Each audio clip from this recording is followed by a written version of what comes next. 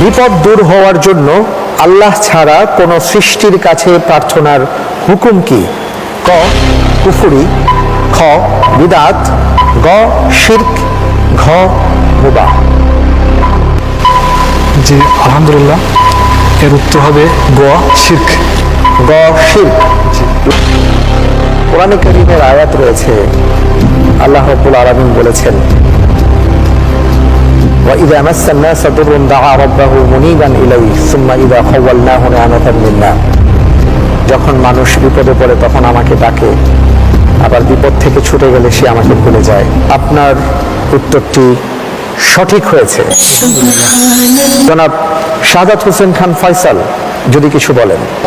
যে আল্লাহ ছাড়া অন্য কাউকে বিপদের ক্ষেত্রে হোক বা কোনো ক্ষেত্রেই আল্লাহ ছাড়া অন্য কাউকে ডাকা যাবে না, কিন্তু বাস্তবতা হচ্ছে আমরা মাজারে চলে যাই, বিভিন্ন ধরনের শিরকে নিমজ্জিত হই। এই প্রশ্নটা দিয়ে আমরা এই মেসেজই দিতে চেয়েছি যে আল্লাহ ছাড়া কাউকে ডাকা যাবে না, এবং আমাদের দর্শকদের উদ্দেশ্যে আমরা বলবো, আমরা যে কোনো বিপদে যে কোনো প্রয়োজনে আমরা একমাত্র আল্লাহর কাছেই চাইব। মসজিদই হোক আমাদের দোয়ার অন্যতম প্রাণকেন্দ্র।